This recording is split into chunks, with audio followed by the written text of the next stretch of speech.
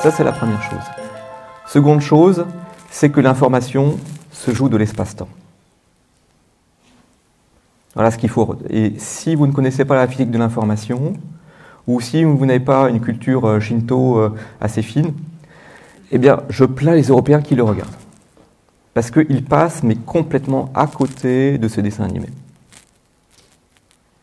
Et vous pourrez le regarder. Parce que vous allez comprendre le truc. Donc vous avez bien compris qu'il y avait un vortex. J'ai utilisé le mot vortex. En tout cas pour le monde. Le monde Shinto. Donc si vous placez dans ce vortex, qu'est-ce qui se passe?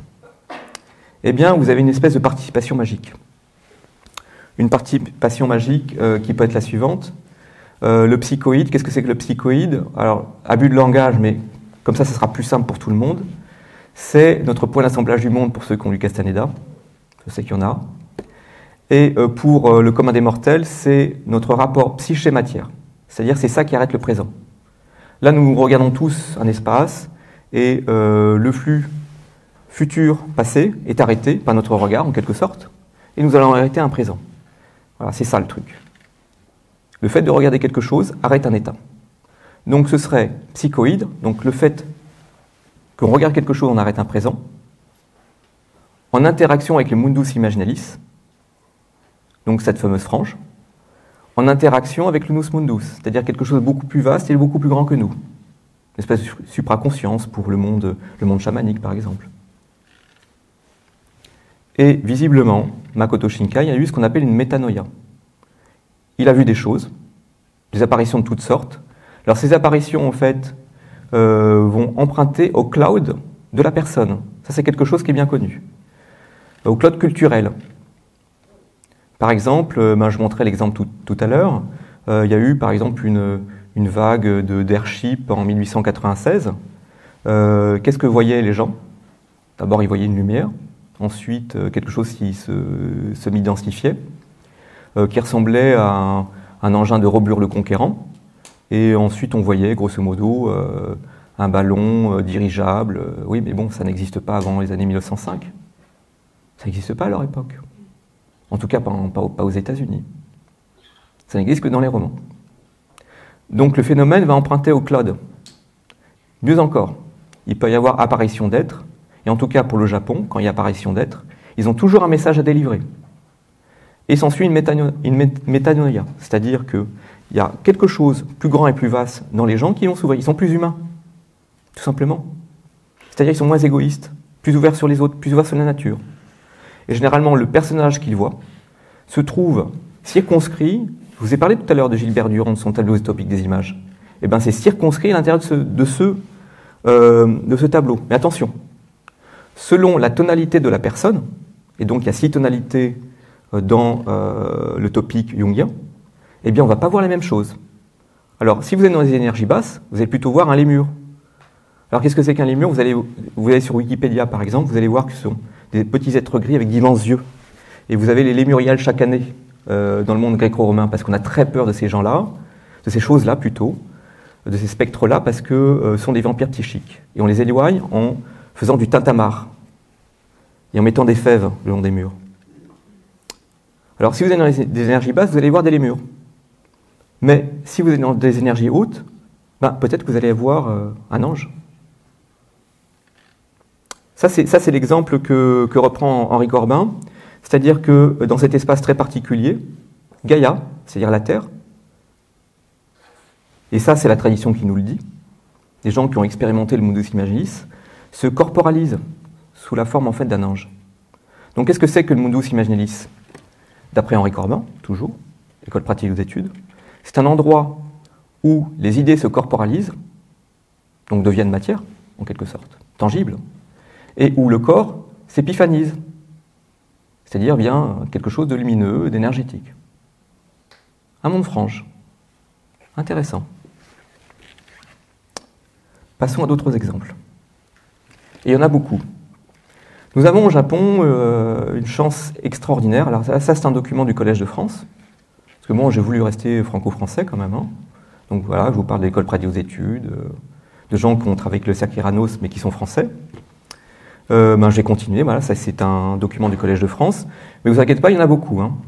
Alors qu'est-ce que c'est? C'est un Fusetsu Dome. c'est un document qui sert à consigner tous les faits étranges, toutes les manifestations étranges, qui commencent toujours à peu près de la même manière, c'est-à-dire qu'on voit une lumière, et ensuite quelque chose va apparaître, il va y avoir une matérialisation. Donc à partir du moment où il y a une lumière, eh bien, par exemple pour ce document, le shogun va déléguer une équipe d'enquêteurs. Ce sont des enquêteurs professionnels. Ils vont venir pour faire des dessins, interviewer les gens, et ensuite tout ça est rapatrié en fait à Edo ou ailleurs, à la maison seigneuriale, et tout ce corpus est analysé. Alors, vous allez me dire, mais depuis combien de temps on fait ça? Semble-t-il depuis le 8e siècle minimum. Malheureusement, il y a eu beaucoup de guerres au Japon, donc en tout cas on est sûr que depuis le 8e siècle minimum, il y a ce genre de recueil. Quelques exemples. Voilà, alors ça c'est l'exemplaire en fait, alors c'est le recueil numéro 84, alors vous imaginez, on est dans les années 1800, je reprends, on doit être dans les années 1813, 1814 hein, pour ça. Donc là, ce serait peut-être bien de signer en fait, enfin de signaler en fait le seigneur qui a commandé tout ça. Donc c'est le seigneur Tayuso Niramasa. Et puis derrière vous avez un atelier de copistes puis les archivistes. Hein. Alors pour les spécialistes, Tokasa, Bugno, bon ça part évidemment. Hein. Voilà. Mais bon, on n'est pas au Collège de France ici. Mais en tout cas, ce qu'il faut comprendre, c'est que on a des enquêteurs. Et ils vont consigner des choses extrêmement bizarres. Par exemple, donc dans cet album Tayasu numéro 84, on nous signale un objet volant qui est aperçu le 9e jour du 11e mois de Bunko par différents témoins. Et ils vont prendre les témoignages. Autre exemple, là il s'agit de boules qui dansent. Et donc là, on est aux prémices du phénomène. Parce que le phénomène commence toujours comme ça, au-dessus des iwakura, c'est-à-dire de ces lieux où se manifestent les dieux, que ce soit les mégalithes, ou ces pierres qu'on n'a pas osé déplacer parce que les dieux y habitent, ou qui sont toujours situés à côté de temples. Ça, c'est ce que j'ai montré tout à l'heure. Ces iwakura sont toujours situés à côté de temples. Ce qui permettrait peut-être aujourd'hui, si la théorie qui a été énoncée il y a donc assez longtemps est vraie, si l'équation est bonne, que je demande, par exemple, justement, c'est la personne qui a essayé de me téléphoner, Madame Yuki Makino, parce qu'elle savait que je faisais une conférence aujourd'hui. Donc, une amie en fait qui officie en fait dans un temple Shinto, qui a demandé à ses amis, parce que de prendre des photos ce mois de janvier, à côté d'Iwakura. J'ai eu des dizaines et des dizaines de photos. Alors, je n'ai pas voulu m'embarrasser, j'ai pris juste les premières qui me sont arrivées. Tout simplement. Mais tout de même, dans 100% des cas, on a eu quelque chose. Intéressant. Alors que nous ne sommes pas dans une période propice. Là, c'est encore plus intéressant. Alors, imaginez ce qui se passe au solstice. En tout cas, là, nous nous trouvons face à un phénomène qui a été décrit et interprété. Si vous le permettez, je vais vous lire le rapport. Donc traduit du japonais, donc ça a été traduit par quelqu'un des Langso pour l'école pratique d'autres études. Chronique de Yamaga Soko, 5e jour du 3e mois, première année de Sho. Alors je reviendrai sur cette période parce que c'est une période très mouvementée.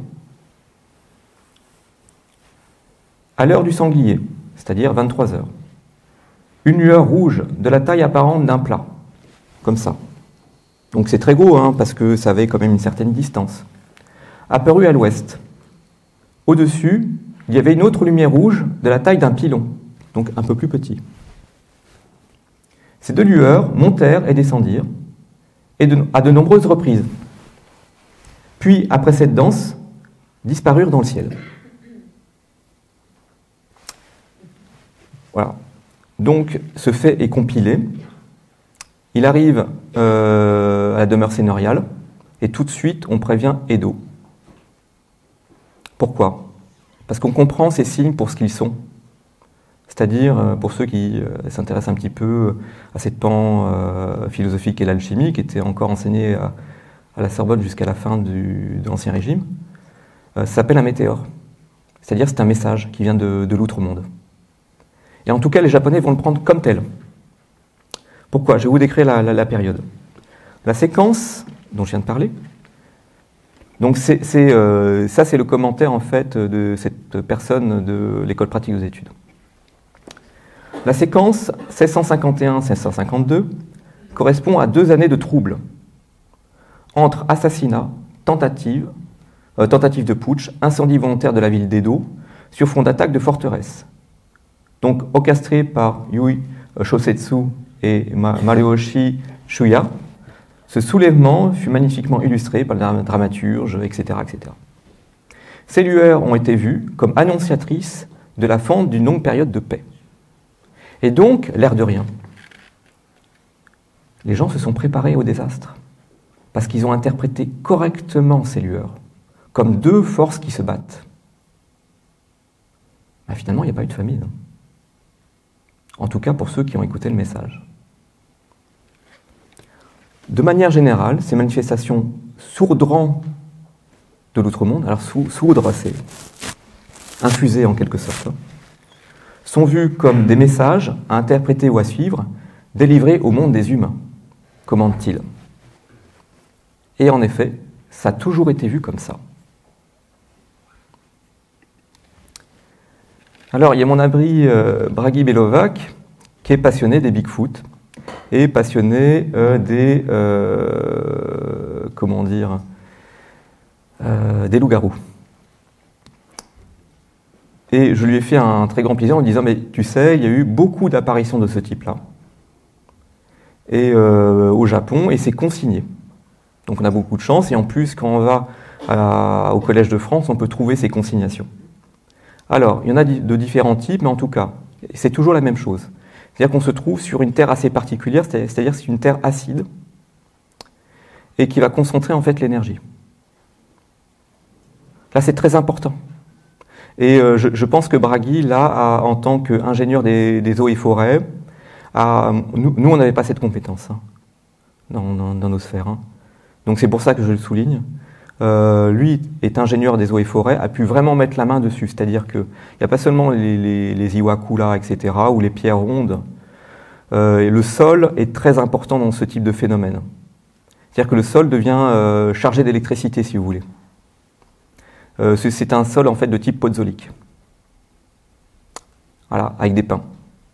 Et donc généralement, quand vous avez en lune descendante ou lune montante, vous avez soit un dogman, soit un homme sauvage. C'est très curieux. Hein. Et toujours avant, on a évidemment une espèce de matérialisation sous la forme d'une lumière. Voilà. Chose assez curieuse. En tout cas, si on prend les témoignages et si on recoupe avec justement la terre, le substrat. Ou alors il s'agit d'une terre qu'on a abîmée et qui devient très acide. Ça crée pour ainsi dire des corridors. Alors, on va revenir au Japon. Là, j'ai présenté en fait 2 types de Bigfoot, si vous voulez, hein, d'hommes sauvages. Donc, Amibiko. Donc là, il est sous forme de recouverte de poils. Donc, il a toujours un message pour mettre en garde les humains. Et à côté, vous allez avoir en fait Yamabiko. Alors, Yamabiko est assez particulier, il est aussi dans ce genre de représentation. Donc, il est décrit comme sondant le cœur et l'âme des êtres humains, saisissant la nature profonde de leurs pensées les plus secrètes, comme s'il était relié au tréfonds de leur psychisme. Je le répète. Yamabiko est décrit comme sondant le cœur et l'âme des êtres humains, saisissant leur nature profonde, leurs pensées les plus secrètes, comme reliées au tréfonds de leur psychisme. Et en tout cas, c'est toujours un personnage qui délivre un message. Exemple,